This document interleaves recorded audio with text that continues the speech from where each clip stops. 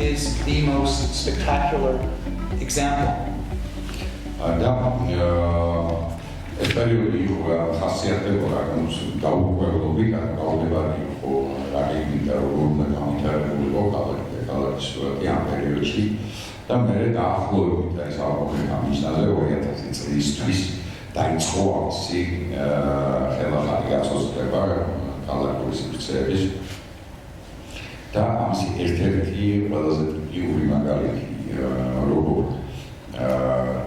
საწარმოებიდან ეს ნაგებობები და ეს ტერიტორიები სტრუქტურები გადავიდა ძრავი მონების დეველოპერთა ხელში ერთ-ერთი ყველაზე კაფეო მაგალითია სწორედ ცურიხის ვიზუალური და პერფორმატიული ხელოვნებათა სკოლა. So what we see here are very large architectural objects, no longer small chapels and warehouses, but huge pieces of real estate that are inserted into a distressed urban landscape.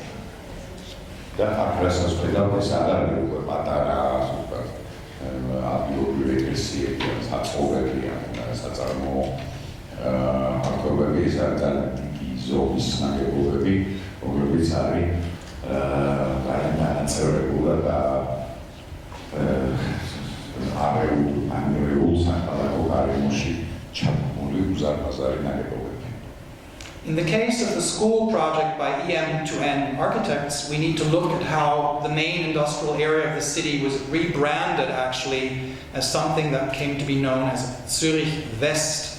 City officials cast it as a zone of opportunity for vast real estate ventures. What essentially had been forbidden zones of Swiss industry was to be converted into office, residential, and cultural educational uses. Fakturiat ეს ნაგებობა ამ სკოლის ნაგებობა არის ერთ-ერთი მაგალითი იმისა, რომ მოხდა ტრანსფორმაცია რეალურად აქტუალური ჩაკეტილი ინდუსტრიული ზონების გარდაქმნა საცხოვრებელ, საოფისე და კულტურულ სივრცეებად. By the year 2015, Zurich West was almost entirely fully rebuilt. We can consider the art school as the capstone in an archipelago of architectural islands, hence the title of my lecture. Typical for all the privately redeveloped land are self-contained worlds with minimal interaction among each other. Zurich West is an urban landscape that was redesigned to essentially yield a high profit. One Zurich Westi, დასავლეთ Zurich-ი გადაიქცა აქტიურად გადავიდა უძრავოვნების კორპორაციების ხელში, რომლებმაც განავითარეს ის კუნძულების სახით. ანუ ფაქტიურად ეს თითოეული ობიექტი თავის თავში ჩაკეტილი ობიექტია, მაგრამ რეალურად კავშირი ერთმანეთთან არ აქვს, ამიტომ არის სწორედ ჩემი მოსანების სათაური კუნძულები და ობიექტები, რომ ეს ნაგებობები რეალურად კუნძულებს წარმოადგენენ, რომელთაგან თითოეული თავის თავში ჩაკეტილი ობიექტს წარმოადგენს. Due to the many industrial sites becoming available throughout Switzerland, but in Zurich particularly, in the 1990s, new real estate corporations emerged, or existing ones like Alreal, in our case, were reorganized, significantly enlarged. They became key players in urban redevelopment when a period of insecurity opened up new opportunities for private capital. და მაშინ როდესაც ეს ინდუსტრიული ფაქტორები თავდაპირველი არ გაუკვირვების შემდეგ გადავიდა ნელ-ნელა მას დაეპატრონნენ კერძო კომპანიები, უძრავი ამან გააჩინა ძალიან ბევრი ახალი დეველოპერული კომპანია, ან ძველი კომპანიების, როგორც ჩვენ შემთხვევაში ეს არის კომპანია ალრეალი, რომელსაც ეკუთვნის შენობა და რომელიც მას ავითარებს, მათ მოუწიათ ასევე რესტრუქტურიზაცია და ახლებურად გააზრება საქალაქო სივრცის აფიქსების. Some of these real estate and also development corporations like André in our case, have their roots in the local machine industry, so they already had a lot of land, and they were restructured to become very powerful players in the real estate industry at this time. This new dynamic also redefined the meaning of urban planning within the field of public governance. Here, our example provides a textbook example.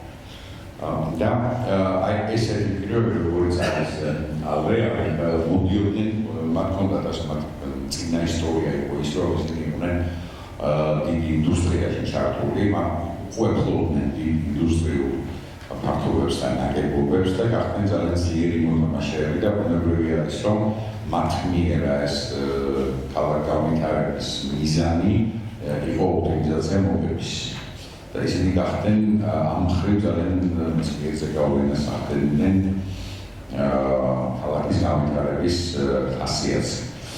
ხოლო რაც შეეხება აი ჩვენ ცურიხის საფრთხე და რეფორმატიული ხელოვნების სკოლას ის არის ფაქტურად ესეთი სანიმუშო აი სახელმძღვანელოს სკოლის სახელმძღვანელოში შესატანი What do I mean by textbook example? In this case, a public school came to rescue an abandoned piece of industrial real estate. This might sound absurd. This was a dairy factory that had been in use for only 20 years and just recently ceased to exist.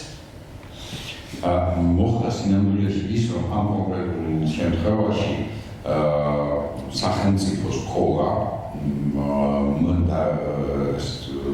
ასე ვთქვათ მოგიდა ხელი იმას რომ გადაერჩინა დამოუკიდებლობის განცდებული ინდუსტრიული ნაგებობა ეს თავის დროზე ეს ნაგებობა იყო რძის პროდუქტების საწარმო რომელიც იყო საკმაოდ ახალი სულ 10 წლის ისტორია ჰქონდა და შემდეგ მან უცებ შეწყვიტა არსებობა და დარჩა ეს ნაგებობა და ძალიან უცნაური რამე მოხდა რომ სახელმწიფო სკოლა გახდა მისი მოგიდა ხელი ამ ნაგებობის გადარჩენას. The public authorities of the canton of Zurich delivered a scenario for the reuse of the dairy factory as an educational campus for the private sector to invest in this project. Conceived by the public authorities, this project was then sold to the developer André. This in turn led to a public-private partnership with the canton Zurich paying for the majority of the redevelopment, which was completed in 2014. და საბოლოო ჯამში მოხდა ისე რომ თვითონ კონცეფცია მთელი ამ შენობის ხელახალი გამოყენებისა როგორც საგანმანათლებლო კამპუსისა და საგანმანათლებლო ცენტრის ეკუთვნოდა კანტონის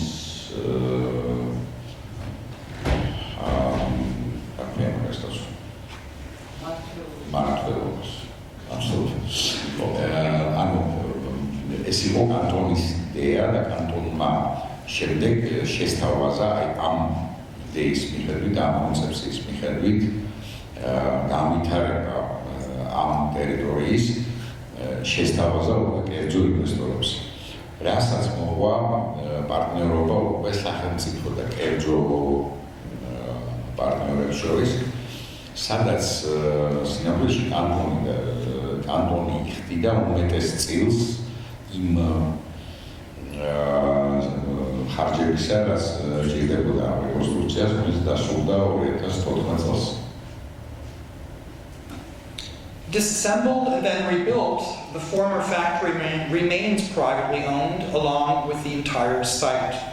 The school has a long-term lease with the developer who also built 130 high-end rental apartments in a tower to ensure that the project would be profitable.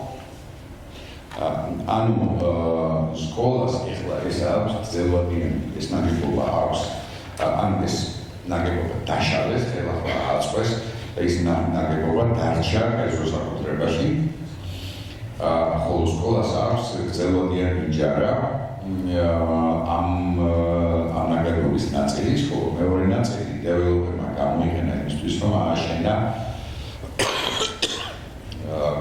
ის რაც საქართველოში ქვია პრესტიჟული საცხოვრებელი ბინები, იმისთვის, რომ პროექტის მომდევნო რომ ყოფილიყო.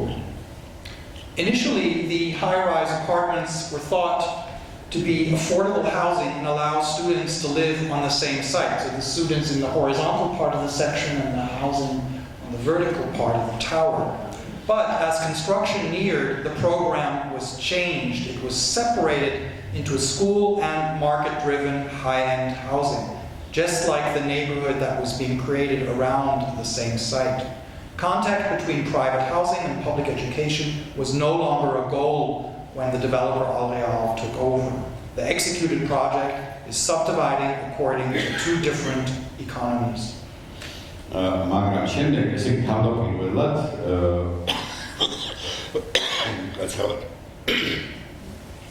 თავდაპირველი ჩანაფიქრი იყო ასეთი, რომ ეს ნაწილი რომ კოშკი არის, ეს მაღალი შენობა ყოფილიყო ხელმისაწვდომი აპრის საცხოვრებელი სტუდენტებისთვის და ყოფილიყო უშუალო კონტაქტში, ანუ ასეთი ვერტიკალური კამპუსი, რომელიც თვითონ სკოლასთან იქნებოდა უშუალო კონტაქტში, მაგრამ მას მერე რაც ეს გადავიდა ეროვნულ ისტორიის ხელში, ეს მიზანი, ასე ვთქვათ, მათ ამ მიზანზე უარი თქვეს და პირიქით ფაქტიურად ერთნაირობა დაიყო ორ ნაწილად. საიდანაც ერთი იყო ორიენტირებული ასე ვთქვათ განათლებაზე და საზოგადოებრივ ფუნქციაზე, ხოლო მეორე იყო ორიენტირებული სუფთა კომერციულ ფუნქციაზე და სრულად კომერციულად მოგებიან საცხოვრებელი ფაქტების შენებობას დაეთმო. ამიტომ აი ეს კავშირი ამ ნაგებობის და ტერიტორიის ორ ნაწილს შორის აღარ შეადგენდა მიზანს დეველოპერის მიზანს და ფაქტიურად მოხდა ისე, რომ ისევე როგორც თელ აი ამ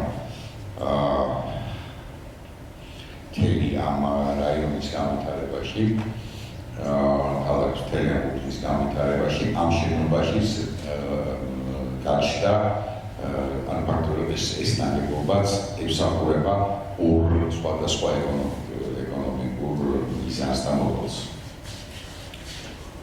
The feasibility of this project depended on another strategic decision. To fill the vast footprint of the factory's envelope, the former dairy factory's parcel, the state authorities had to pull together a series of schools and departments. Under one roof, visual and performing arts were brought together and also combined with the School for Social Work and Psychology. This assemblage of program components was justified with their transdisciplinary potential. მეორე ფაქტორი, რომელმაც აქ მოქმედა ის არის, რომ მისთვის, რომ ეს საგანმანათლებლო ფუნქცია განხორციელებულიყო, ქალაქი იძულებული იყო ერთი სახურავის ქვეშ მოეკრიბა სხვადასხვა ინსტიტუციები. ანუ გარდა ვიზუალური ხელოვნებისა, პერფორმატიული ხელოვნებისა, ამას დაემატა კიდევ სოციალური პროფესიების სკოლა, ცალკე ფსიქოლოგიის სკოლა დაემატა კიდევ ამ ფაქტიურად ეს აღმოჩნდა რაღაც ერთი ფსიქოლოგა, რომლის ქვიშაც შეიკრიბა ძალიან ბევრი ინსტიტუცია, აი როგორც ხედავთ. The forced relocation to this site was unnatural for many, however. Compared to the previous 45 different addresses of students, staff, and administrators, working in the new modern campus was feared to be like moving to a no-man's land. How to bring all of this together in one architectural statement? How to develop a design strategy for such a mixed program, for programs with such distinct identities?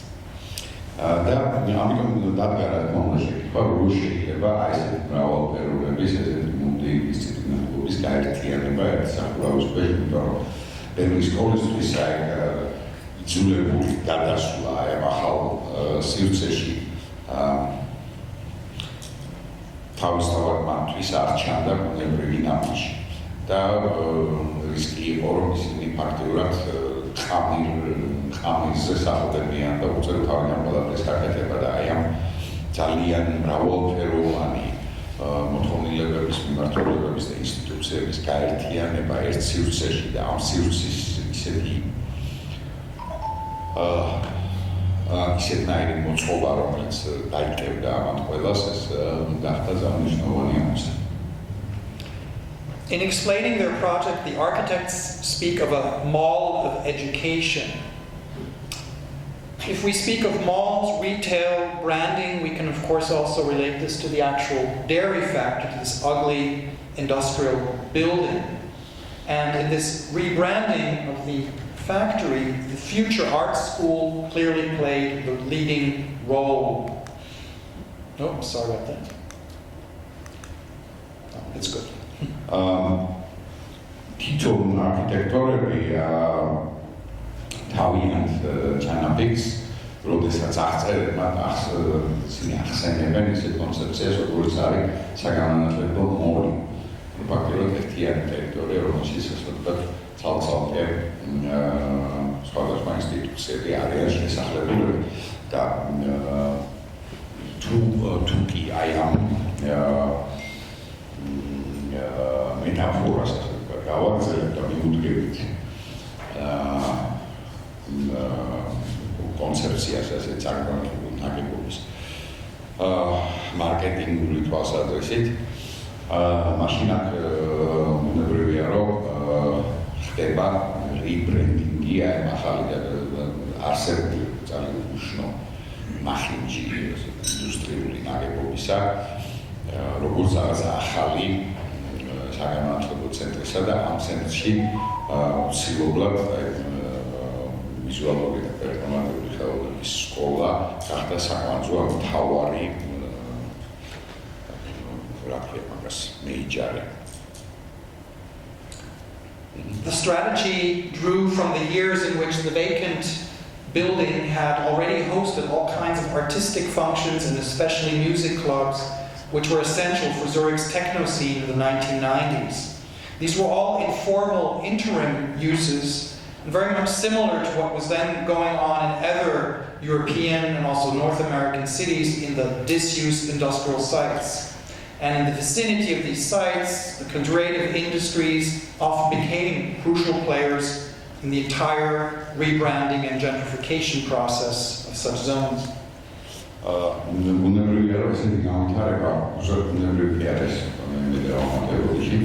ესეთი გამიტარება მოყვა იმას, რომ აი შუალედურ პერიოდში სანამ მოხდებოდა ეს გადასვლა შეცვლა დანიშნულების ამისა გარდამავალ პერიოდში იყო ძალიან ბევრი არაფორმალური კულტურული და შემოქმედებითი ჯგუფი, რომელიც იყენებდა ამ ნაგებობებს არაფორმალურად, განსაკუთრებით ეს გახდა ცენტრები განსაკუთრებით კლუბებისა, რომლებიც იყო ძალიან მნიშვნელოვანი და განსაზღვრელი ცურიხის ელექტრონული მუსიკის სცენისთვის 90-იან წლებში. და შემდეგ უკვე სწორედ იმად, რომ კრეატიული ინდუსტრიები და ასე ვთქვათ, ხელოვნებასთან დაახლოებული სფეროები მნიშვნელოვან როლს თამაშობდა მთელი ამ რაიონის gentrification-ში, ამიტომაც ბუნებრივი იყო, რომ შემდგომი ამ კონცეპტუალური განვითარების ეტაპზე გადაწყდა, რომ აქ გაკეთებული იყო სწორედ ესეთი სახელოვნებო და საგანმანათლებლო ცენტრი. So I've already mentioned the changes that affected the real estate and development sector in the 1990s. During the same period, transformations also took place in the system of higher education in Zurich.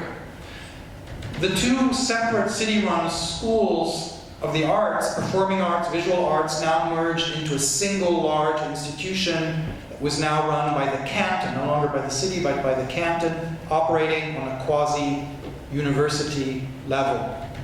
Ამას თან ასე ვთქვათ, ახლად დაემთხვა ისიც, რომ ამავე პერიოდში მოხდა სერიოზული რესტრუქტურიზაცია განათლების სისტემისა შვეიცარიაში და კერძოდ ორი ცალკე არსებული სკოლა საფრთხე ხელოვნებისა და პერფორმატიული ხელოვნებისა, რომელიც ცალ-ცალკე ინსტიტუციები იყო, გაერთიანდა და თუ ისინი ანდრე საქალაქო დაქვემდებარებაში, ისინი გადავიდნენ ახლა კანტონის დაქვემდებარებაში და მოექცნენ თითქმის ამ პრაქტიკულად საუნივერსიტეტო დონის სასწავლებლებად გადაკეთდნენ.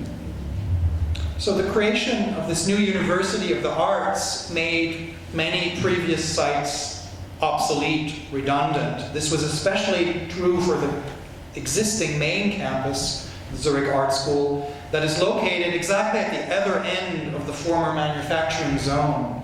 This school was built during actually the heyday of manufacturing, the industrial era, whereas our recent building sits at the opposite end and is a monument to de-industrialization 50 years later.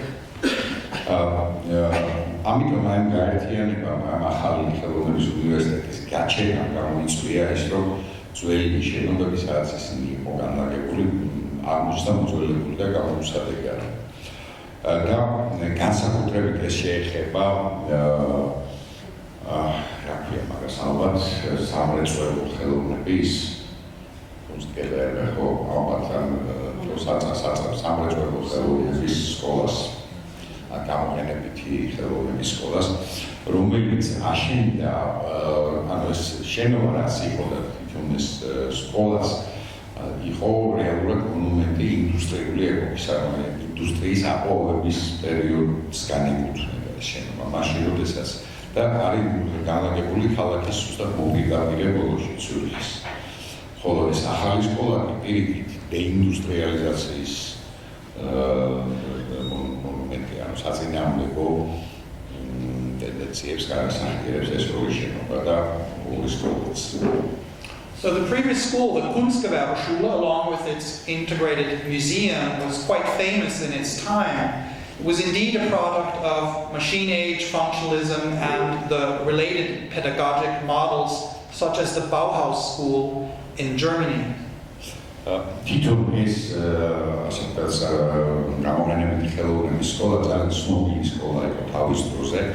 და ეს არის ესროდენ მანქანური ეპოქის, ინდუსტრიული ეპოქის წარმონაქმნი, რომელიც ეხმობოდა ისეთ პედაგოგიურ მოდელებს, როგორც იყო მაგალითად ბაუჰაუსი გერმანიაში. Designed by Karl Egender, the Zurich School, which you see here, demonstrates some similarities with the famous building designed by Walter Gropius for Bauhaus in Dessau, Germany. Both schools, in fact, understood themselves as schools of applied arts and not as art academies. There is even a direct institutional connection. In 1938, the Zurich School was taken over by Johannes Itten, a Swiss painter, and, like Gropius, a former Bauhaus teacher. და შევადარეთ ამ ნაგებობას, რომელიც ააშენა შვეიცარიულმა არქიტექტორმა კარლ ეგენდერმა. ის პირდაპირ მოგვაგონებს ნაგებობებს, რომელიც ვალტერ გროპიუსმა ააშენა ბაუჰაუსისთვის. მაგრამ არა მარტო ეს, არა მარტო ასე ვთქვათ გარეგნული მსგავსება, ასევე ინსტიტუციური კავშირიც კი არსებობდა, იმიტომ რომ ეს სკოლა 38 წელს ამ სკოლას სათავეში ჩაუდგა იოჰანეს იტენი, რომელიც იყო შვეიცარიული მხატვარი და რომელიც თავის დროზე ასწავლიდა ასევე გროპიუსთან ერთად ასწავლიდა ბაუჰაუსში. By the 1930s, Itten was an influential pedagogue who brought Bauhaus teaching models with him to Zurich, where he reformed the curriculum of Kunstgewerbeschule. If in both schools there was a programmatic relationship between design and industrial society, this link also comes across in materialization and in architectural composition. და ან 30 წლებისთვის იტენი იყო ძალიან გავლენიანი პედაგოგი, რომელიც სათავეში ჩაუდგა ხელოვნების სკოლას ციურიხში. და წარმოიღო ფაქტიურად გამოცდილება და მიდგომა წარმოიღო ბაუჰაუსი, როგორც ბაუჰაუსი, ისევე გამოყენებითი ხელოვნების სკოლას ციურიხში. თავის თავი ესმოდა არა როგორც ხელოვნების აკადემიები, არამედ როგორც გამოყენებითი ვიზუალური ხელოვნების და გამოყენებითი დიზაინის სკოლები. შესაბამისად ეს აისახებოდა ნაგებობათა არქიტექტურაშიც, რომელიც იმ დროს იყო შექმნილი. And before we leave this link, I want to address just one element that both buildings in Germany and in Zurich shared, a dynamic inner configuration expressed in vertical circulation. In fact, the main staircase almost appears as a hidden subtext between Bauhaus Dessau and Zurich Kunstgewerbeschule. ერთი რამე მინდა აუნიშნო სანამ ესე კი აი ამ ბაუჰაუსის და ცურიხის ძველ სკოლას იქიდან გადავიდოდი ახალმაგებობაზე. ეს არის ის, რომ ამ ორ შენობას გარდა სხვა რაღაცებისა აერთიანებს ასევე შინაგანი დინამიკა არქიტექტურის, რომლის საყრდენი იყო ეს კიბის დიდი კიბის უჯრედი, რომელიც არსებობდა როგორც ბაუჰაუსის შენობაში, ისევე ცურიხის გამოყენებული ხელოვნების სკოლაში. The staircase creates a ceremonial space of movement. Movement, of course, part of the aesthetic of modern art. Most prominently, this is expressed in the famous painting by Oskar Schlemmer, which you see on the right, another Bauhaus teacher in Dessau and in Weimar. In all its aura, Schlemmer shows the staircase as backdrop for figures inside the Dessau building, as designed by Walter Gropius. და ეს კიბის უჯრედი განასახიერებდა აი დინამიკურ მოძრაობის პრინციპს, ორივე შენობაში მოძრაობის პრინციპს, როგორც მოდერნი ხელოვნების ერთ-ერთ საფუძველს. განსაკუთრებით კაფიოდ ეს მოჩანს ასევე ბაუჰაუსის ერთ-ერთი წევრის ოსკარ შლემერის ნახატში და ასახულია სწორედ ეს კიბე დესაუში. რომელიც მისთვის არის ფაქტიურად აქვია ესენცია აი მოძრაობის არც ხდებოდა აი ნაგებობების შიგნით არამედ ფიზიკურად არის კონცეპტუალურად. The iconic staircase also appears in Karl Egender's Zurich building at the right photo, where again it echoes the dynamic exterior composition in an inner circulation. As a dynamic spatial figure, we can say it alludes to the Bauhaus pedagogy, which is imported. თუ ჩვენ შევხედავთ კარლ ეგენდერის მიერ აგებულ ამ შენობას ზურიქის გამოყენებული ხელოვნების სკოლიდან, იქაც ჩვენ გვაქვს სწორედ ასეთივე დინამიკური ტიპის უჯრედი და ჩვენ ხედავთ, რომ ეს ტიპის უჯრედი არის განსხვავება სწორედ აი დინამიკისა, რომელიც მან წამოიღო ბაუჰაუსიდან. And it is well known that as a teacher in Zurich, Johannes Itten himself conducted gymnastic classes on the school's rooftop, similar to what he had done at Bauhaus in Weimar and then Dessau. After World War II, this Zurich rooftop was used for various activities, a sort of visionary staging ground for the design school led by Johannes Itten. The one in the old school. In the old school. The old school. ცნობილია რომ იოჰანეს იტენი ბაუჰაუსში მასწავლებლობისას ტანვარჯიშის კლასებს ატარებდა ბაუჰაუსის სახურავს და როცა გადმოვიდა ზურიქში, იქაც ასევე განაგრძო ამის კეთება, ეს კიბე გადიოდა უშუალოდ პირდაპირ ღია ბანზე შენობისა და შემდეგ ეს ბანი გადაიქცა სხვადასხვა ღონისძიებათა ადგილად. ეს არის ანუ ზურიქის ძველი გამოყენებული ხელოვნების სკოლის სახურავი, სადაც იმართებოდა სხვადასხვა ღონისძიებები. So now I take you back to the new building, and I will close now with a walkthrough through the new building and show you how this legacy has sort of endured in a sort of post-industrial era. EN to N refer to the same dynamic legacy in the Zurich West neighborhood, but in a different political and economic context. მაგრამ ახლა მინდა სწორედ რომ დავასრულო ჩემი მოსაუბრე, იმიტომ რომ გაგატარო ახლა უკვე ახალ ზურიქის სამართლის და პერმანენტული ხელოვნების სკოლაში ახალ ნაგებობაში და ვნახოთ იგივე პრინციპების რეფლექსია როგორ გააკეთეს EN to N-მა, ოღონდ ეს იყო ფაქტიურად იმავე პრინციპების განხორციელება, როგორც სხვა გარემოში, პოსტინდუსტრიულ საზოგადოებაში, სხვა ეკონომიკურ და პოლიტიკურ რეალობაში, როგორ გადავიდა იგივე პრინციპი. Linked together, a staircase and accessible rooftop terrace form an entity as well, but with quite different results. In the monumental box, a disconnect occurs because the circulation system is challenged by scale and programming of this new piece of real estate.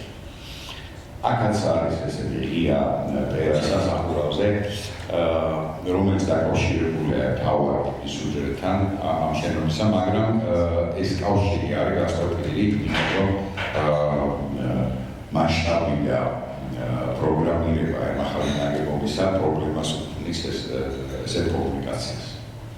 The enormous exterior box is almost without scale and by default becomes an introverted building. This is exactly where the architects bring in their metaphor of the mall of education. But one does not typically visit the roof of a shopping mall, a vast real estate operation that internalizes civic space as part of a commercial strategy. That night,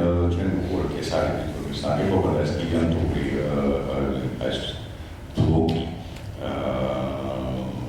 რომელიც არის ეს შენობა ძალაუნებურად იქცევა თავის თავში ჩაკეტილ ან იზოლირებულ სივრცეზე და ისევე როგორც ადამიანები ჩვეულებრივად არ ადიან ასე ვთქვათ სავაჭრო მოლის სახურავზე როის გასატარებლად ასევე არის აქაც რომ ფაქტურად მთელი საერთო სივრცე მოექცა ძალაუნებურად ნაგებობის შიგნით.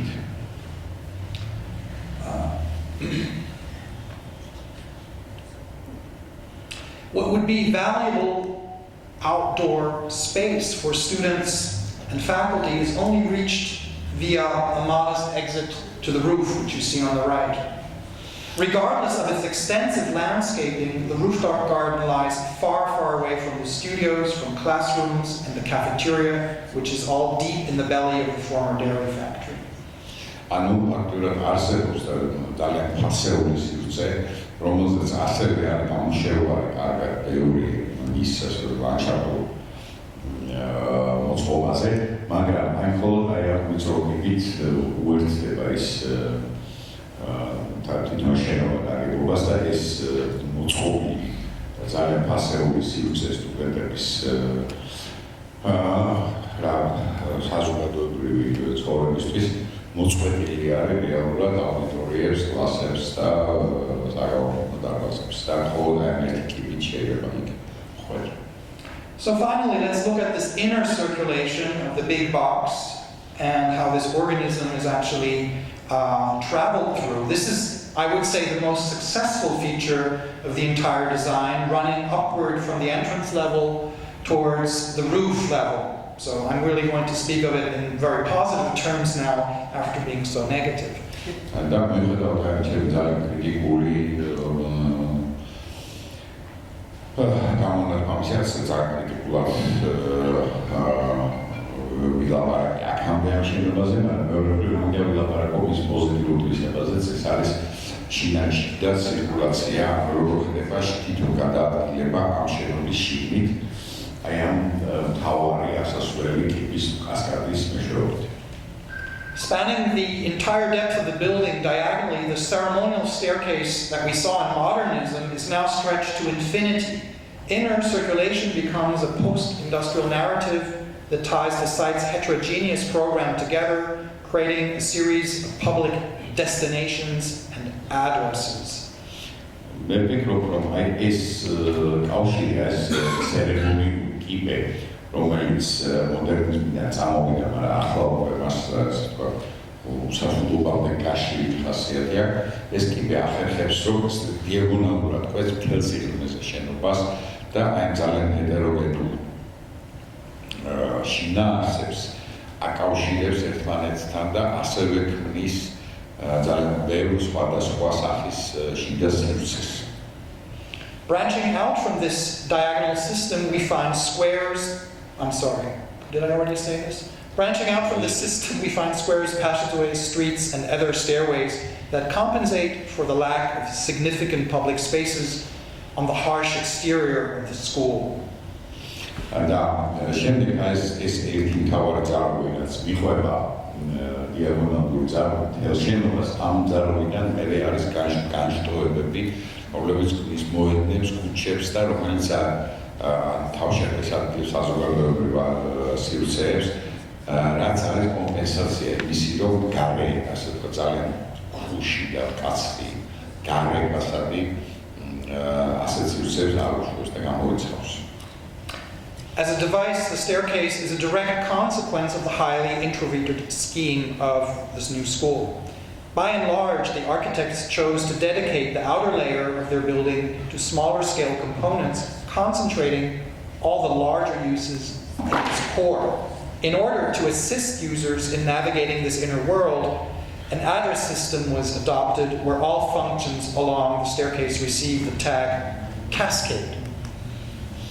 Architectură spune românesc bine să arhitectori mai poiso, poate la țirezomis namonenebarați fo concentrირებული პერიმეტრზე გარე შეზე, ხოლო შიდა ნაწილი პირიქით არის გამოყენებული სწორედ აი ამ დიდი ზომის დიდი მოსკოვის საზოგადოებრივი სივრცეებისადმი, რომელებში ნავიგაციის გასაადვილებლად და შემუშავდა სპეციალური ნავიგაციის სისტემა და მთელ აი ამ სისტემას ცირკულაციის ამ შენობის შიგნით გაერქვა კასკადი. If we stay in the metaphor of water, it is like an irrigation system that serves the immense box, like the five courtyards that allow daylight into the building's depth. The cascade was cut out of the existing concrete structure of the former factory. EM to M made references to the cuts and splits of American artist Gordon Matta Clark here. That is a two hours metaphors. Წყლის მეტაფორას ფაქტურად თელი ეს სისტემა დამაკავშირებელი სისტემა არის, როგორც საირიგაციო წყალმომარაგების სისტემა, მთელი დიდი უზარმაზარი ნაგებობისა, რომელიც ძველ არსებულ სტრუქტურაში ფაქტურად ამოჭრეს არქიტექტურა, გამოშიგინეს არსებული სტრუქტურა. რაც გვაგონებს Gordon Matta Clark's გამოშერებს და მის მიდგომას არსებული ინდუსტრიული ნაგებობების მიმართ. As you can imagine, in the very, very massive industrial building, these vertical and horizontal excavations were made at a huge cost.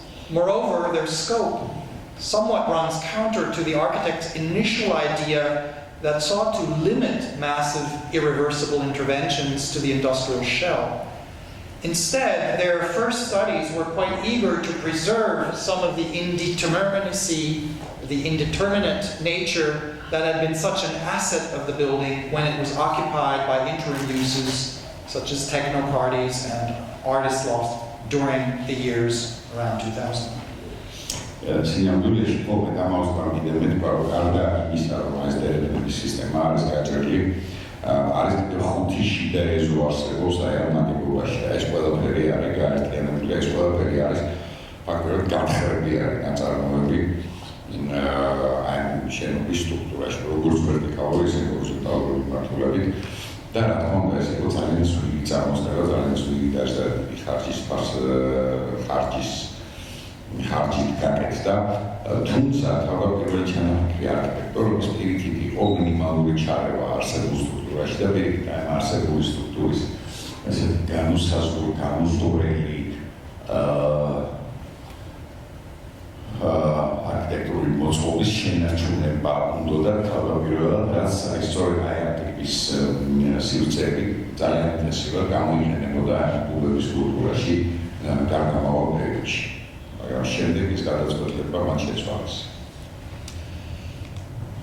Once the developer was on board, attempts to preserve neutral spaces and allow a more flexible use were abandoned.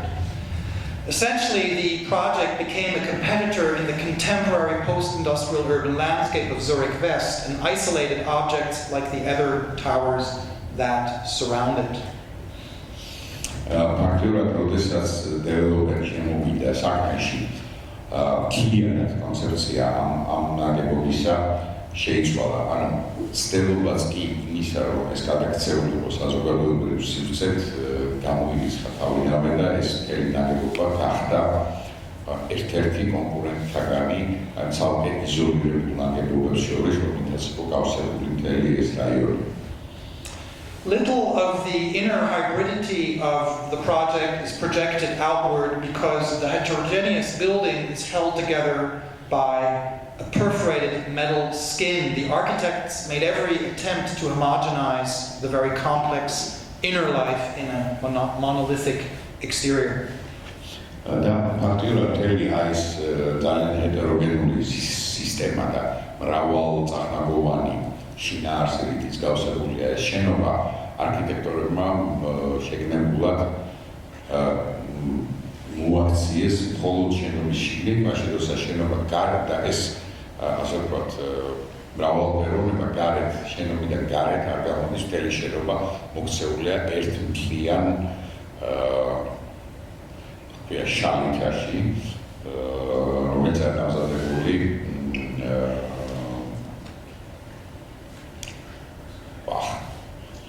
ლითონისგან ხო Is it aluminum? It's aluminum, yes. ანუ მაშინ მოქცეული რა გარსი და ამიტომ მთელი მრავალფეროვნება შიგნით არის. When I spoke first about the characteristics of Swiss-German architecture, I referred to these monolithic, simple boxes, these warehouses, the interest in formal reduction and the mute expression of a new simplicity. Historically, this approach worked very well in the small-scale early work of Peter Zumthor or here Herzog Dimmermann, especially as a contrast to the rural or suburban settings in which this work was usually built. But in the post-industrial landscape of Zurich, we are confronted with a very different environment. Conceptual has easily Bideau's demonstration by minimalisturi as a halis materialist რომელიც იყო სულიად ფუნქციონალურ მინიმალისტურ ასპექტთან ასოცირებული ძალიან კარგად მუშაობდა პეტერ ზუმთორის ან ერცოგის ადრეულ ნამუშევრებში იქ ეს გამოიყენება ეს მიდგომა გამოიყენებოდა გასაგებად მცირე ზომის და განცალკევებული შენობებისკენ და დღეს პოსტინდუსტრიულ ეპოქაში მისი გამო იმავე პრინციპების, იმავე მინიმალიზმის და იმავე მონოლითურობის ხასიათი აქვს შენობებს, რომელიც არის განთავსებული სულ სხვა ზომის და სულ სხვა გარემოში. So now the Zurich West neighborhood really makes a different, we could say, reception of the silent box. The silent box is now an agent in the overall economic transformation of the city.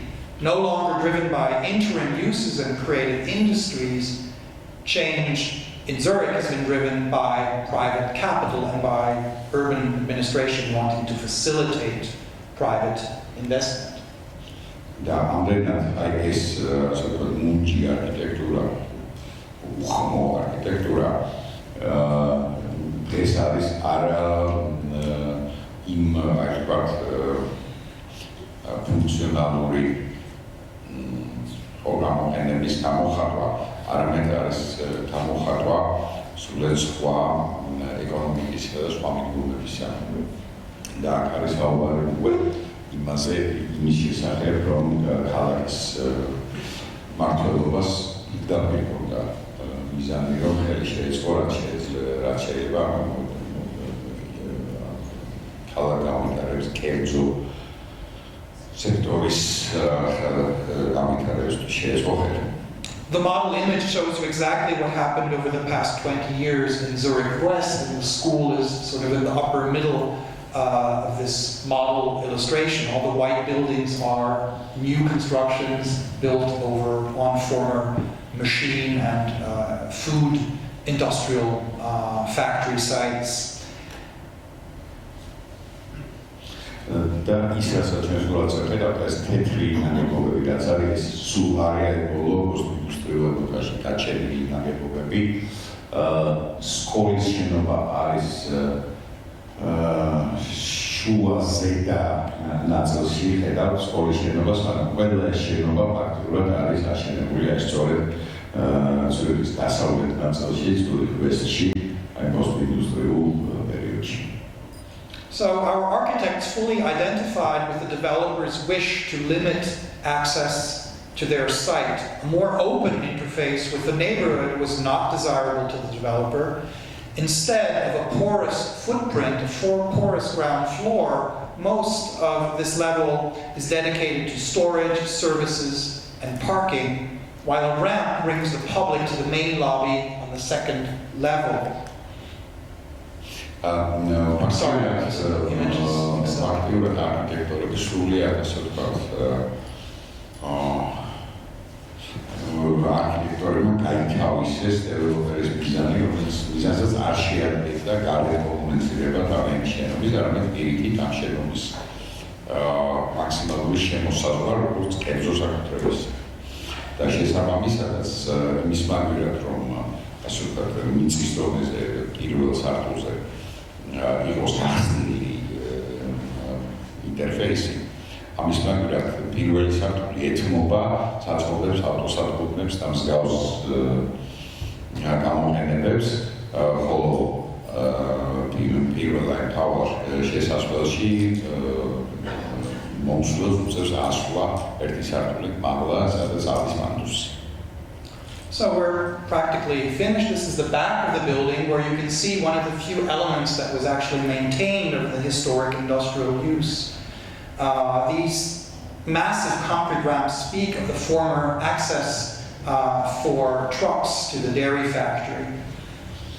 ეს არის პანამხარი ამავე შენობის ერთ-ერთი რეალურად შენარჩუნებული ისტორიული ნაწილი მისი არქიტექტურის. ეს არის მისადგომი პანუსები, რომლებიც იყო გამოყენებული საბუთო მანქანებისთვის, რომელიც შედიოდნენ აი ამ რაკერის პროდუქტების ქარხანაში. And in early renderings of their project, the architects presented this appendix as a sculptural counterpart to the interior cascade, as an animated exterior space. However, the ramps have been of little use to pedestrians who tend to enter the complex from its opposite end, where public transportation is available and concentrated. თავდაპირველ პროექტში არქიტექტორებმა წარადგინეს ეს იდეა, რომ შეინარჩუნონ ეს მანდუსები, როგორც გარეთ გამოტანილი ანარეკლიანში და კასკადისა, რომელზეც ჩვენ ვისაუბრეთ. და ფაქტობრივად ესეც გადაქცეული იყო ასევე საზოგადოებრივ სივრცეში, მაგრამ რეალობაში ეს მანდუსები პრაქტიკულად არ გამოიყენება მოსწავლეთა მიერ, რომლებიც შენობაში შედგენილ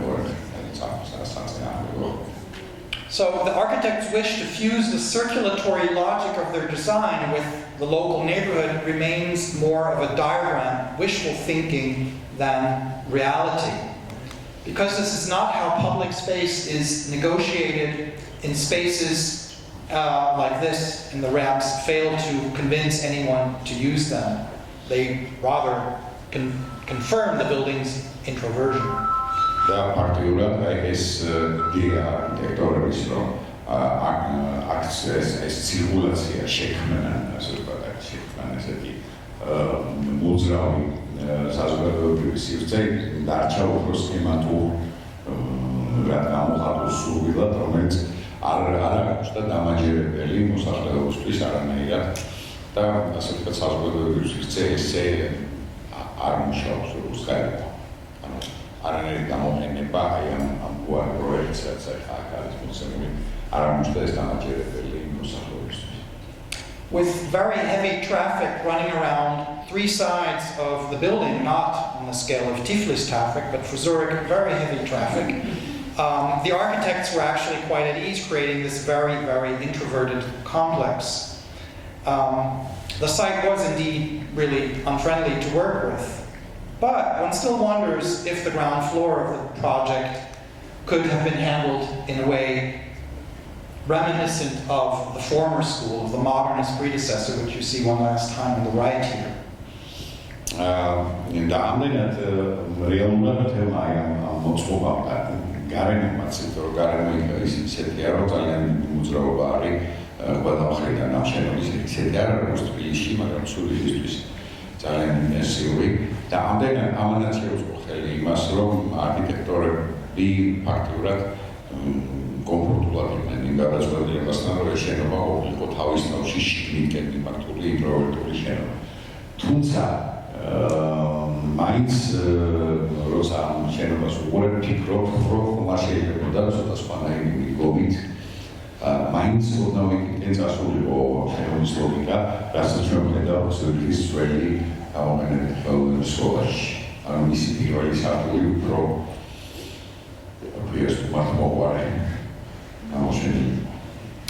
Clearly, the early school, the Bauhaus inspiration, was coming from another cultural and economic and ideological framework, and a framework also in urban space was organized as a continuous civic realm. ის ძველი სკოლა სულ სხვა ინდუსტრიული ეპოქიდან მომდიოდა, სასულიერო სხვა შეხედულება იყო საზოგადოებრივ სივრცეზე, როგორც ერთ უწყვეტ სამოქალაქო სივრცეზე. The new campus, although it is endowed with this very ambitious public circulation system and the exterior ramps, and although it also has its own design museum, a concert hall, a film cinema, a music club, not to speak of 130 fancy apartments, obeys the logic of private real estate. It reinforces an insularity that has become the trademark of post-industrial Zurich, of Zurich West. და მიუხედავად იმისა, რომ ძალიან ამბიციური შიდა ცირკულაციის სისტემა ამ ნაგებობას აქვს თავისი კლუბები, კინოთეატრები, საკონცერტო დარბაზი, საკონცერტო დარბაზი რო არაფერი 130, ასე ვთქვათ, ძვირ სპორტულ ბინაზე, მიუხედავად ამისა, ეს ყველაფერი მაინც არის საბოლოო ჯამში არის იზოლირებული გარემოდან და ეს გახდა ძალიან ტიპიური ტენდენცია პოსტინდუსტრიული ცვლილებისთვის. This archipelago of disconnected parcels and objects even includes a federal detention center for migrants directly across the street from the art school. You see here on the left-hand image, it's a so-called temporary structure that houses up to 500 migrants, not only from Ukraine, but from Afghanistan and Syria, in this building here on the left, adjacent to the art school. სინამდვილეში ამ მთელი კონცეფცია ქალაქის ამოქმედისა არის ერთმანეთისგან იზოლირებული კუნძულები, როგორც თავში არის ჩაკეტილი და სალსალფე არსებობა. მათ შორის ამ კუნძულებს შორის არის მაგალითად იმიგრანტთა დროებითი განთავსების ცენტრი, სადაც არის არა მხოლოდ უკრაინელი, არამედ ასევე ალბანელი, სირიელი იმიგრანტები. ეს არის პირდაპირ ქუჩის გადაღება ხელოვნების სკოლა. And we need to emphasize detention because the migrants are detained like prisoners. The center was opened shortly after the campus, and it reinforces, of course, the general logic of segregation, which is very much part of the real estate in this neighborhood. და ფაქტობრივად ეს არის დროებითი განთავსების დროებითი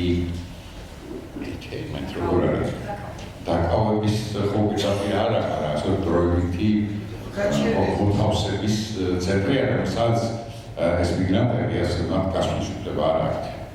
ანუ ეს სეგრეგაციული ლოგიკა მთელი აი ამ მისა ძალიან საკაფიოდ გამიხარება ამ ნაგებობაში.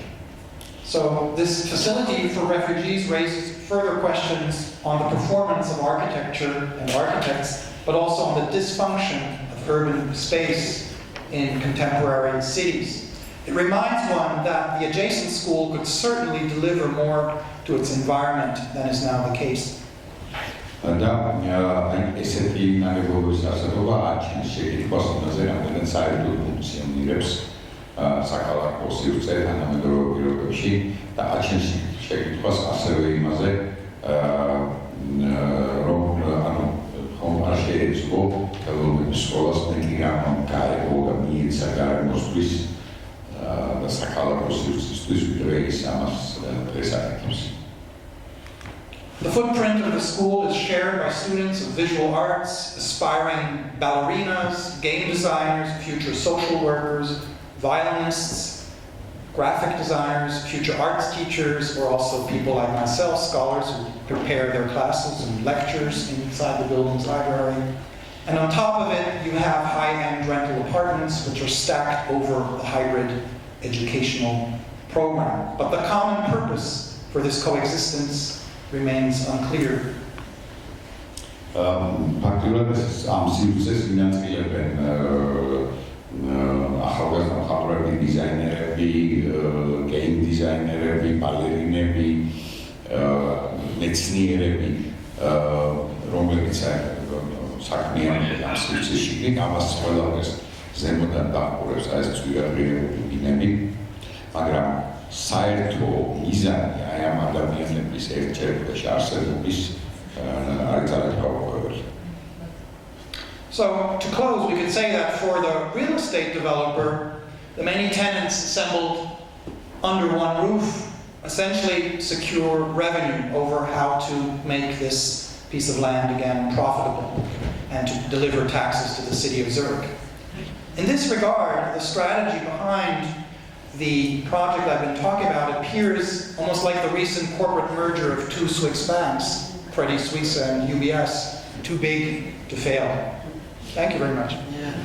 საბოლოოში ამდენი არენდატორის ერთგვარ მოქცევა გარანტიას აძლევს დეველოპერს, რომ შემოსავალი შეუვა ხოლო ქალაქს, რომ ამ შემოსავალიდან გადასახადებს მიიღებს. საბოლოო ჯამში ეს მთელი ეს წამოწყება არის როგორც ორი დიდი ბანკის შერწყმა, რომელიც დედიკებია ეს ბანკები, რომ მან არ ემუქრება დაგოტრება. ეს არის და ეს დიდი მადლობა.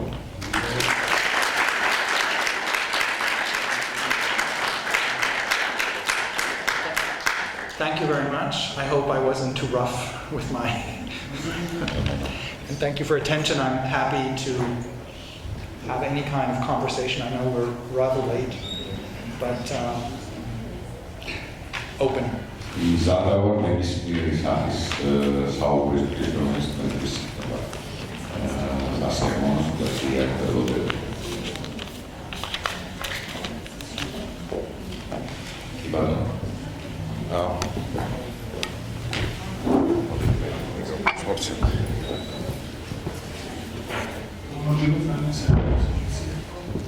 Intereses an Tbilissi იქ სადაც მინებიან განთავსებული არიან სკოლის შემოსვლაში.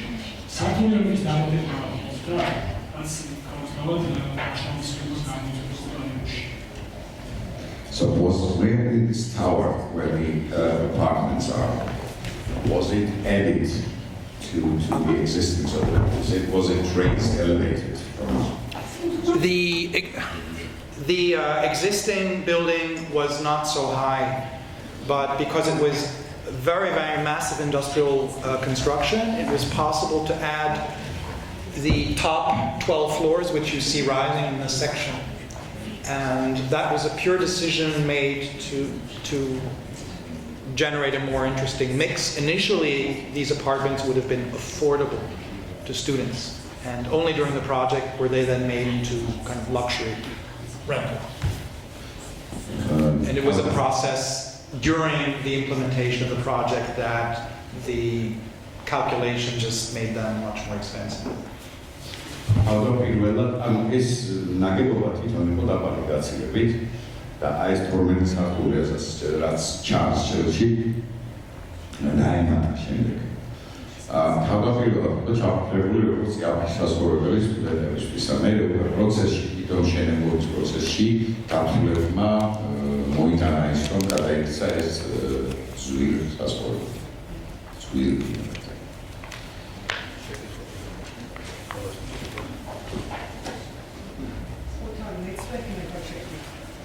ბატონო, მაგრამ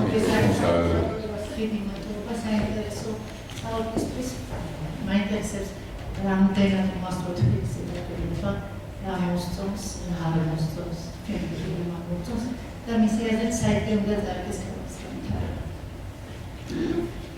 Thank you very much for your very interesting presentation. And the question is whether you have had the time to look around in Tbilisi and to see the development here, and what would be your comments to this?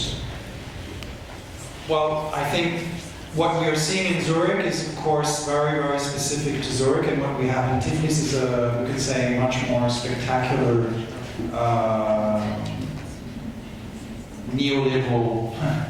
I mean, this Zurich neoliberalism is still, you could say, very tame, and here in Tbilissi, the development that I see is quite frightening, the scale, and I see a lot of projects which seem very wasteful and very incomplete, but I also see interesting things, so I don't want to be overly negative, but I just don't understand how it is possible to need so much new construction in a wonderful city.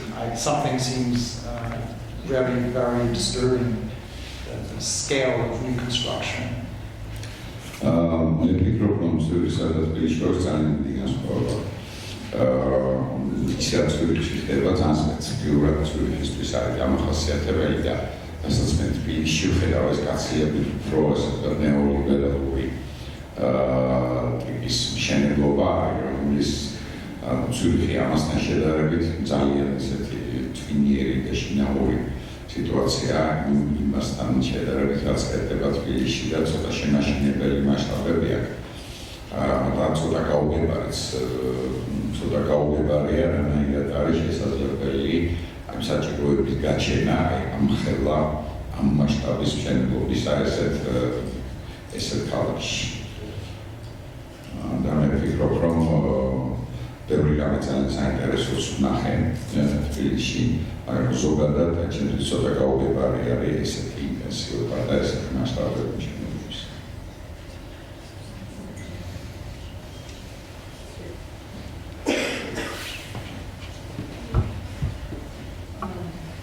ქართულად ვიტყვი რომ მე სამბობ მანძილობას ყოველთვის ვიყავ ესეთ ლექციებზე მე თვითონ როგორც სტუდენტი და ვიცი რომ იშვიათად ვისმენხობ ესეთ ლექციებს დიდი მადლობა ამისთვის შეკითხვა ასეთი არის მე გუშინ გადავხედე აი ამ არქიტექტურების ვებგვერდს და შევისწავლე აი რა ნაგებობები აქვს აშენებული რა ტიპის ნაგებობები და ვნახე რომ რამდენიმე სასწავლო ცენტრი აქვს აშენებული და მაინტერესებს ეს შენობა კონკრეტული კონკურსი იყო გამოცხადებული საერთოდ საქართველოში ეს აინტერესებს ხალხს როგორ ხდება არქიტექტურასა და არქიტექტორსა და ასეთ ნაგებობას შორის აი გზა როგორ არის ეს იყო პირდაპირ დავალება დამკვეთებისგან თუ რაღაცა კონკურსი იყო გამოცხადებული და აი როგორ ფიქრობს როგორ გამოამშრალნეს თავიანთი ეს გამოცდილება სხვა სასწავლო ცენტრებიც რო აქვს გაკეთებული და რამდენად თვითონ კმაყოფილები არიან თუ არა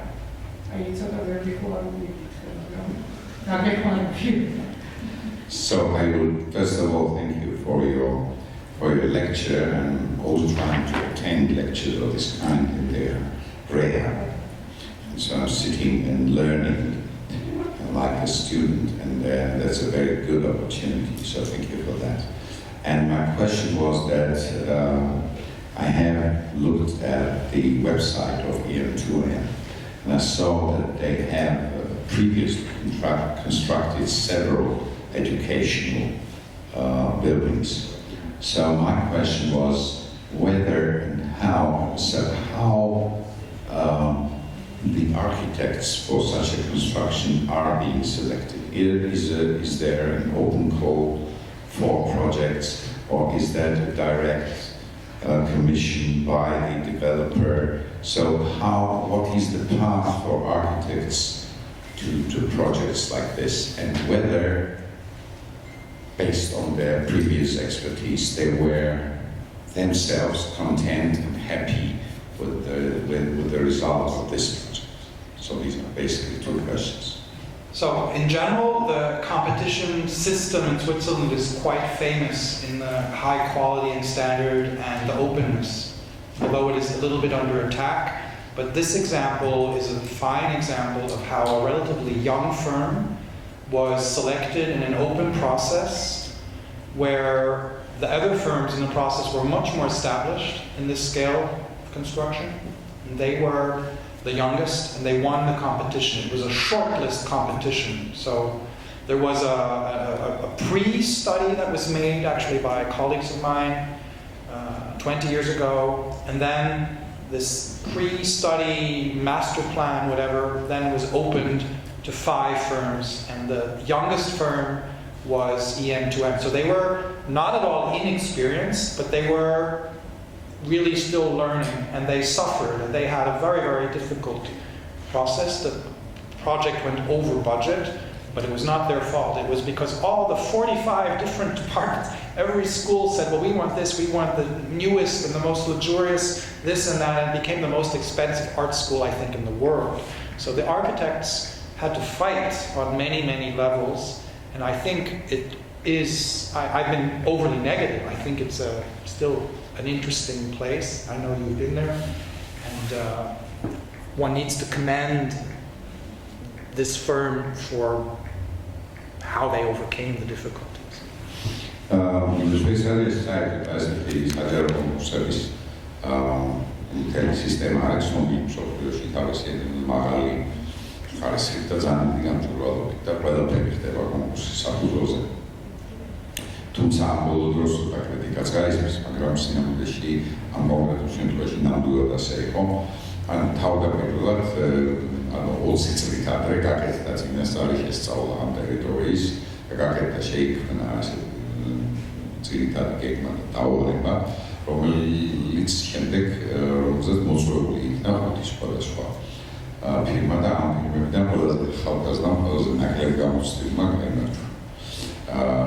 ანუ დანარჩენი სხვა მონაწილეები გაცილებით უფრო ეტაბლირებული და გამოცდილი არქიტექტურული ფილმები. და პროცესში მშენებლობის აი ამ ფირმას EM2M-ს მოუწია ძალიან დიდი სირთულეების გადალახვა, ფაქტობრივად გაუვარდა ბიუჯეტი, იმიტომ რომ გადააჭარბეს, თუმცა ეს მათი ბრალი არ იყო, იმიტომ რომ 45 შემკვეთი ყავდათ სხვადასხვა სკოლები და საკანონმდებლო დაწესებულებით ყველას ჰქონდა თავის მოთხოვნა და ეს მოთხოვნები ისეთი იყო, რომ საბოლოო ჯამში ეს გადაიქცა მეკუთვნილ მსოფლიოში ერთ-ერთ ყველაზე ძვირადღირებულ სახელოვნებო სასწავლო დაწესებულებად. ამენად მე რაღაც უარყოფითად და ძალიან კრიტიკულად ვილაპარაკე ამ შენობაზე, მაგრამ მე მაინც ვფიქრობ, რომ მაინც საინტერესო ადგილია და ისიც არის, რომ აღიარება ნამდვილად ეკუთვნის არქიტექტორებს იმასთან დაკავშირებით აი ესეთ სირთულეებს როგორ გაართვეს თავი.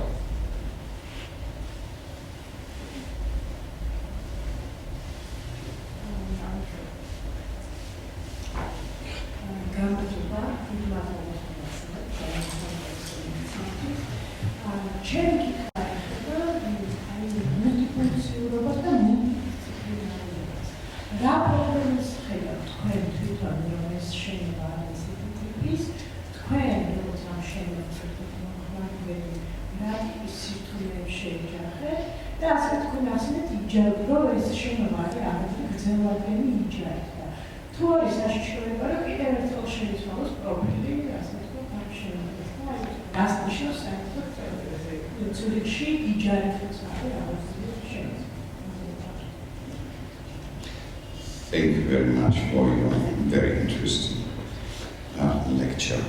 And my question is, you are yourself one of the users of the space, and you mentioned multifunctionality. So where are the problems connected with that multifunctionality that you see? Where are the problems that you meet in your usage of the space? That's one question. And the second question, you said that it's the school has a long-term lease contract with the proprietor. So what are the risks of such a long-term lease contract? So is it to be expected that the school will change? It's like the building will change its function again after some time. So how long is that and how does it work? That is a very good, specific question. I can talk about the long-term rent. The project is so expensive and so specific, and it received so much public funding when we voted about it, because as you might know, Switzerland direct democracy. We vote 4 times a year, federal, state, local level. And we voted for this school project to co-fund, I think, 200 million euro. So, by the canton, because it's a cantonal school. Meaning that it is almost impossible that after this support of public money, public investment into the private deal, that in 20 years or 5 years, I don't know, the developer could say, no, goodbye, now we're going to put in a shopping, like a real shopping mall. That is practically impossible, but technically it could happen. So that is something, people are not familiar with this kind of public-private partnership. But I know in other countries it's becoming very, very commonplace. So maybe. ძალიან ზუსტი და სპეციფიკური კარგი შეკითხვა არის იმდენად რამდენადაც შვეიცარიაში გვაქვს პირდაპირ დემოკრატია წელიწადში 4-ჯერ ყველა დონეზე ქალაქის კანტონის და ქვეყნის დონეზე კენსურით ხმას ვაძლევთ რაღაცებს და ასე ვთქვათ პირდაპირ კენჭისყრა და ჩვენ მივეცით პირდაპირ ხმა კანტონის დონეზე ამ პროექტის განხორციელებას ასნიშნავს რომ კანტონმა გააკეთა ფიქრობ 200 მილიონი ფრანკზე მეტი ინვესტიცია ამ შენობაში. ამში ასეთ პირობებში ზეი წარმოსადგენია რომ ეხლა ხვალ მოგვუნდეს და ანუ ფაქტობრივად სახელმწიფო ფულით დაიხარჯა ძალიან ბევრი ამის აგებაზე და ეხლა რომ დეველოპერმა ეხლა 2 წელიწადში თქვას რომ ეხლა გავით აქედან და მე აქ მართლა შოპინგ მოლს გავაკეთებ ეს ძალიან ძნელი წარმოსადგენია თუმცა ტექნიკურად შესაძლებელია მაგრამ სავარაუდოდ ესეთი რამე არ მოხდება ფაქტობრივად აქ არის I didn't quite get you. So you said it's technically possible, legally. But there would be, they would have to rezone because it is all tied to specific zoning. The zoning would have to be changed. I think it's not very likely that they would be able to attract a tenant or a bank or anything.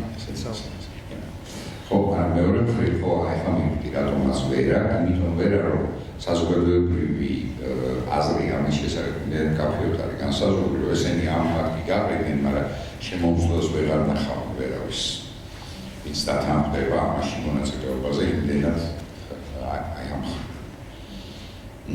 So as the lighting is going on, I think this will be my last answer to the problems. I don't work there as a professor. I taught there twice. 9 and 10 years ago, so briefly, and I thought it was very, very unpleasant because the introversion of the classrooms makes for very, very unpleasant teaching spaces. The teaching environment is very, very unpleasant.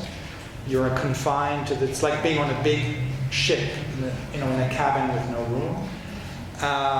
Otherwise, what I have heard is that many people came there to study or to be working in a staff position, but they are cramped like in a big ship. Before, these people, they all had their individual kingdoms. They had a nice building in this neighborhood or a nice floor in an interesting industrial building in another neighborhood. And then they were all forced to come into this big, big oil tanker in a neighborhood where you don't have a single shop, you don't even have a newsstand, let alone a lady selling flowers and fruit like here in every corner. It's completely a septic neighborhood, and all the traffic is going to the highway, leaving Zurich. So it's a neighborhood that for many people who came there is very, very unfortunate. No one can live near the school, it's all new real estate. And I imagine that many people don't understand why they have to have their coffee with this person and this person. I mean, I don't think the benefit is very evident that the ballerina and the future psychologist are on the same floor. It's a nice rhetoric. It's a nice neoliberal, deregulatory sort of story to say we're all together, we're all sharing this big experience of learning and working together. But in the end, it's all about making this deal work. So my critique is not coming from inside as much as Sabine Giesiger, I don't know if she's still here, she actually works there, she's a professor there. May I say some things? I'm someone from Zurich, and where's Hemmerly? I'm Hemmerly. Fantastic. Yes, Hemmerly. You have to translate first. Yes. Oh, sorry. მე ვფიქრობ, რომ თან არ ვასწავლე სკოლაში. რამდენჯერმე მომიწია წაკითხვა ლექციის, ამიტომ ეპიზოდურად ისარგებლე ამ სასწავლო სივრცეებით, რაც არსებობს. ჩემი პირადი გამოცდილება ის იყო, რომ ეს სასწავლო სივრცეები ძალიან უსიამოვნო სასწავლო სივრცეებია, იმიტომ რომ არის გამოკეთილი და ძალიან არამკვდრო. და სიტუაცია არის ესეთი, because აი გემზე შევიხარ და გემზე ატარებ, ამიტომ იზოლირებულია გარემოდან ყველანაირად. და მე ვფიქრობ, რომ ეს განცდა კიდევ უფრო მეტად გაუჩნდა იმ სკოლებს, რომელთაც ადრე ჰქონდათ თავისი ძალიან კარგი სასიამოვნო გარემოს მქონე ნაგებობები, სადაც ისინი მუშაობდნენ და ეხლა ესენი ყველანი გადმოსვეს აი ამ გემზე ფაქტიურად ამ გემზე, რომელშიც გარეთ საკუთარი არ ხდება, ანუ გაზეთსაც ვერ იყიდი და ყვავილს და ყავას ვერ დარბა, სრულიად მოწყვეტილი არის გარემოს. ასევე იმისთვის, ვინც სწავლობს, ვთქვათ, იქ შეუძლებელი არის სასწავლებელთან ახლოს ცხოვრება. იმიტომ რომ ეს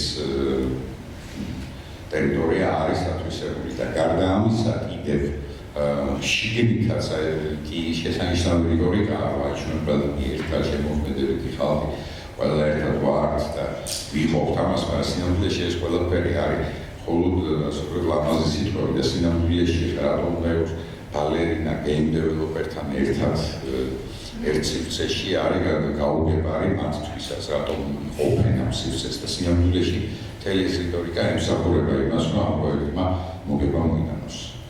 I'm sorry. Thank you very much that you were so polemic and so critical.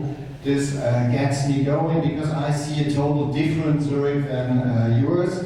By the way, I have a film here, I think on Monday, and you will see a total different interpretation of Zurich West.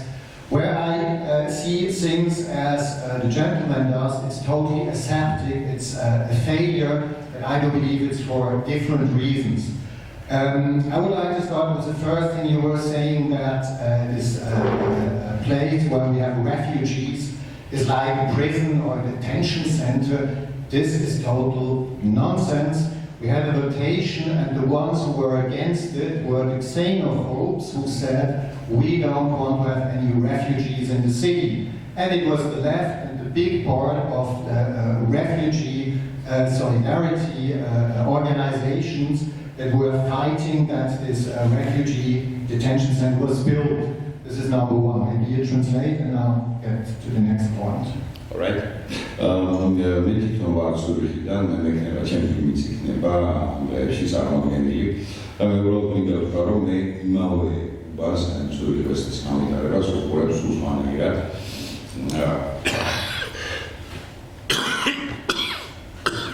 ბატონო ბიდომ ზანა რომ ეს არის რაღაცნაირი სტერილური გარემო, ასეთიკური გარემო, მე ვფიქრობ, რომ ამის მიზეზები არის სრულიად სხვა. მაგალითად ის, რასაც ის ამბობს, რომ აქ არის დაკავების ცენტრი, ობიექტის არის სრული სისულელე, არაფერი დაკავება არ ხდება პირიქით. ეს იყო გამოსავალი, იმიტომ რომ ბევრმა მოვალეებმა განაცხადა, არ უნდა ობიექტების დანახვა. ეს შენობის არსებობა არის სწორედ ბრძოლის შედეგი ადამიანების, რომლებიც ამ ობიექტს ეხმარებოდნენ, მათი ძალისხმევით აშენდა. I think I'm over with, yeah. Okay, next thing is that in Zurich since the mid-80s, the left has a majority in the government, and the capital and the parties that represent capital, they are a minority. And the thing is, what capital wanted in Zurich West was that there would be maybe office buildings made. And it was something that the city was pushing, that there were apartments as well. in my view, the big problem in Zurich West is that the ideas of the left are always, in Switzerland we have this anxiety of density. And the problem is that it's the contrary of a dense part of the city. It looks like a suburb, it's not the city. We have other places, for example, Vulkanplatz.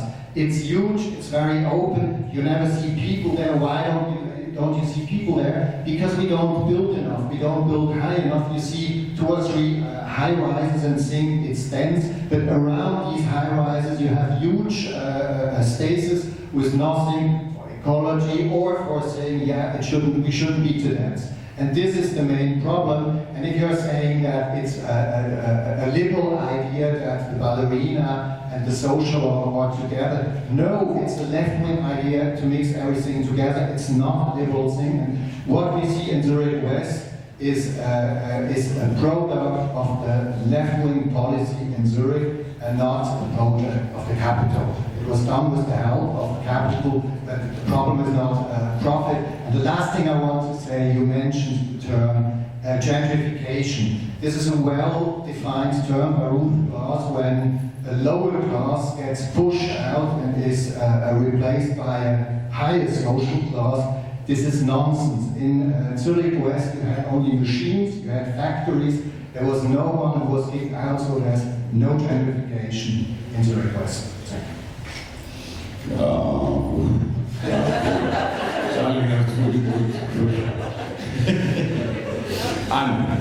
საუბარი არის იმაზე, რომ ჩემი აზრით, პირველი ავარია ის არის, რომ Zurichში არის Zurichის მმართველობის უმეტესობა არის მემარცხენე.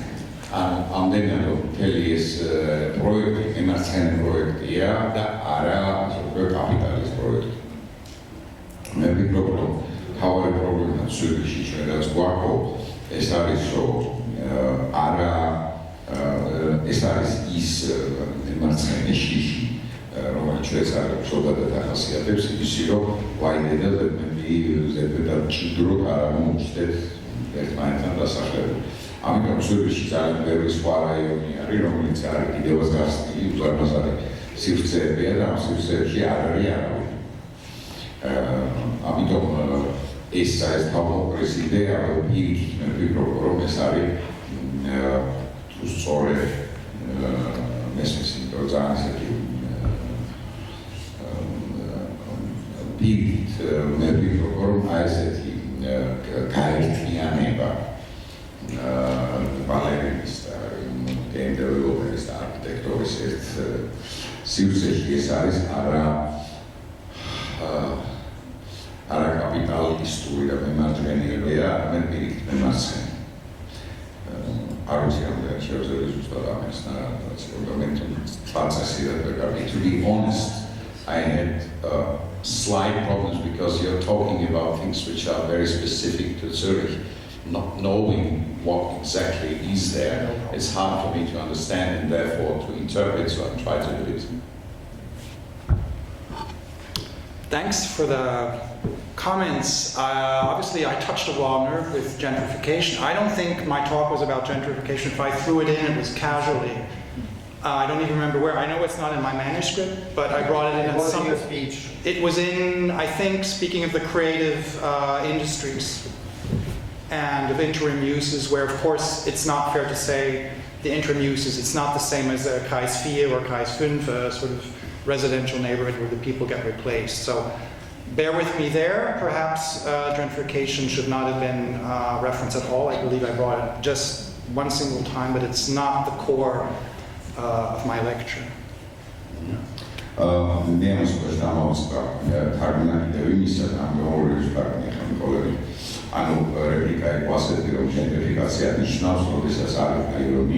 სადაც არის გარემო მოსახლეობა, ეს რაიონი ხდება პრესტიჟული და შემდეგ ამ რაიონში ხდება გაძლიერება, გადევნა უფრო გარემო მოსახლეობის და ის ჩანაცვლება უკუნდირებით. ამას ქვია ჟენტრიფიკაცია. ასეთი რამე Zurichში არ მომხდარა, იმიტომ რომ ის იყო სულიად საწარმოო ტერიტორია, სადაც ასეთ მანქანების მეტი მოსახლეობა საერთოდ და არავის განდევნა არ მომხდარა, ამიტომ ჟენტრიფიკაციაზეც არ გამოდის ლაპარაკი ამაზე, ვარდნი ამბობს, რომ შესაძლოა სადმე შემოხსენებაში იდენტიფიკაცია ვახსენე, მაგრამ ეს არ იყო ცენტრალური თემა, შეიძლება იმ ასპექტში, როდესაც მე ამბობდი, რომ გარდამავალ პერიოდში არსებობდა არაფორმალური სცენა, ის რომლად გაგრძელებაც მოხდა, მაგრამ სინამდვილეში აკავით, რომ შესაძლოა იდენტიფიკაციაზე მართლაც არ ვიყდეს ამ შემთხვევაში ლაპარაკი. The other comment you're making on left and right, and why are we even entitled to attack the right? I don't find right and left in any way relevant in Zurich. As you well know, we had a change in the late 90s from a sort of traditional left wing to a Blairist left wing, Mr. Lebergerber. And from that point on, I think this whole division makes little sense. It's not very interesting, and I don't think my talk was about blaming the left or the right.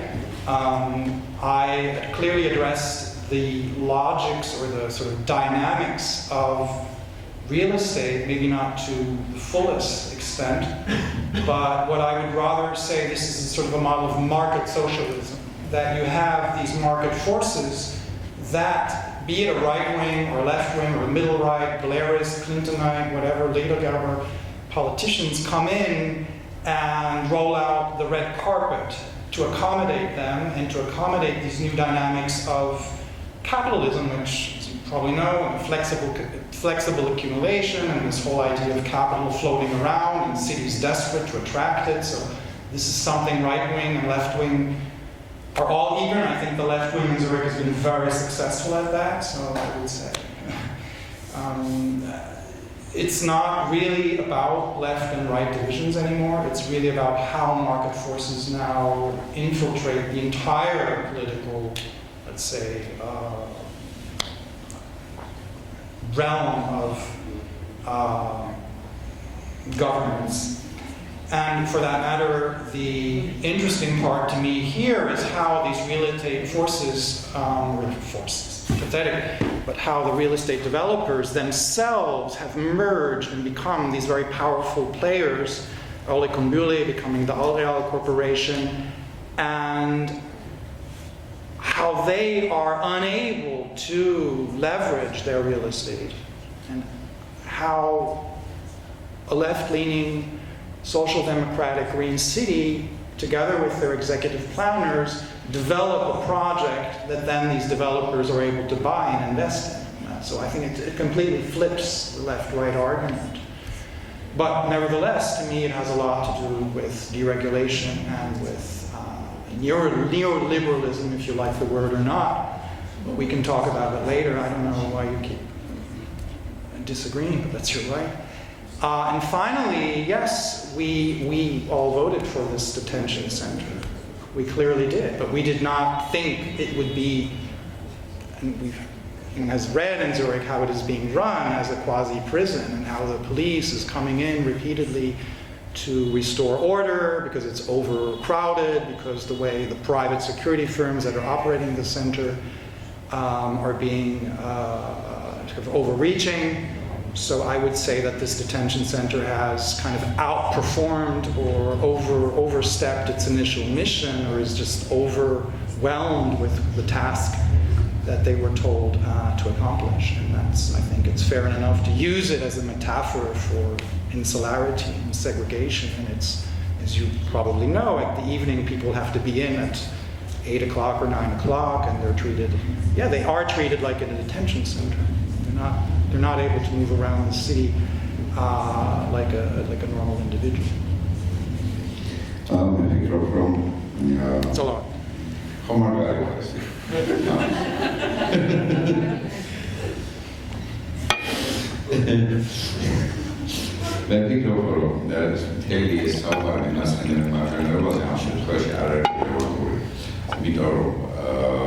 მაშინ როდესაც ჩვენ გვქონდა შვეიცარიის ძალიან ტრადიციული, ასე ვთქვათ, სოციალ-დემოკრატიული მარცხენეობა, ეს მერე 90-იან წლებში ძალიან წარმატებით შეცვალა ბლერის ტიპის მემარცხენეობა, რომელიც სულ სხვა ხასიათის მანქანებია. საბოლოო ჯამში თავი აგეს კი არა მე რამის ერვა პრობლემა მარცხენებს ან მემარჯვენებს არ მიპირ მე ვფიქრობ რომ საინტერესო სწორედ ის არის ამაზე პათოსი ან მემარჯვენე არ იყო ასე ძირითადი შინაარსი შემოწმებს არ ძირითადი შინაარსი იყო ის როგორ ხდება ბაზრის მიერ ინფილტრირება როგორც მემარცხენე ისე მემარჯვენე დისკურსების და როგორ ხდება ისე რომ მემარცხენე მმართველობა ქალაქის როდესაც ის ავითარებს პროექტს თუ კი მას უნდა რომ ამ პროექტში შემოიყვანოს ასე ვთქვათ კერძო სექტორი ფაქტურად ის იზოლებულია წითელი ხალიჩა გაუფრინოს ამათ იმისთვის რომ მათ ისინი დათანხმდეს საერთოდ ამ მონაწილეობაში და ფაქტურად როგორ ხდება აი ამ არ ვიცი მომწონს თუ არა ეს სიტყვა ნეოლიბერალური, მაგრამ ამ ნეოლიბერალური დისკურსით გაიგენთვა ყველა პოლიტიკური მხარის ამდენად ჩემთვის აქ სწორედ მემარცხენეობა მემარჯვენეობა საერთოდ არ აქვს მნიშვნელობა აქვს უფრო მეტად აი არა რომ დაწუნებული სწორი ინტერპრეტაცია მე რასაც უკვე არის ფაქტურად ბაზრის დიქტატი რომელიც გამოიხატება სულ დერეგულაციაში და ამის შედეგად მომხდარი განვითარება რაც შეეხება ამ ყოველთა განთავსების ცენტრს იქ ამდენად მეც მივეცი ხმა მის აშენებასო ეს იყო ასევე Bideau დემოკრატიული ხმამის სამსახურებამ ამ ცენტრის აშენებას, მაგრამ ისაც შემდეგ ის როგორც ფუნქციონირებს, მე ამგონია რომ ეს დარჩენი ფაქტებში რაპორტებში იყო ჩაფიქრებული, იმიტომ რომ რეალურად ხდება ის რომ პოლიცია შედის და ამოწმებს და ესენი ვალდებული არიან რაღაც ფიქსირებულ საათამდე იყვნენ შიგნით და ფუნქციონირებს როგორც დაკავების ცენტრი და თუ არ და მე ვფიქრობ რომ როგორც მეტაფორა აი ამ იზოლაციის და სეგრეგაციის მეტაფორა მე ვფიქრობ რომ ლეგალურია და კანონიერია ამ შენობის გამოყენება მოსმაგარად. And I must say, I do agree with that Zurich West would need more density, more hybridity, more mix. I'm absolutely on the same page there, that I think the failure is, I mean, maybe we're coming from different directions, but the over-control, and there maybe we could say it's the Zurich monstrosity of this curation of post-industrial cities. Maybe a more deregulativist approach would have led to a more healthy. I agree with Wolkenplatz. I live there. I will even spill the beans. I live near the school, so I know what I'm talking about. I know about the sterility. I know about the bistro that closes at 8 o'clock, which is the only little window of the art school on the Greece Street level. It's the cafeteria that is not allowed to be open longer than 8 o'clock in the evening because these are state employees. I am absolutely on the page here of someone who would want to see more messiness, more insecurity, and that's why I'm also quite critical of it. But I am, I don't want to extend further. It's yes.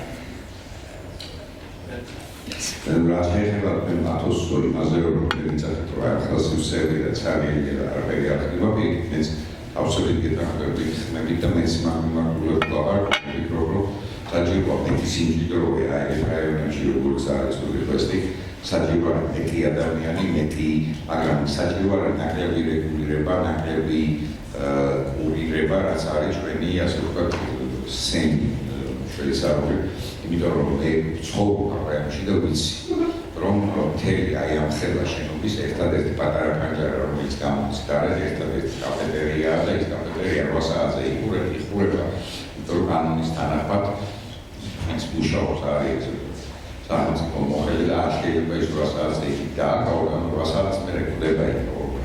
უნებრივია რომ ეს მეპი ეს ასევე გეთანხმების სულია რომ მეტი სიცოცხლე არის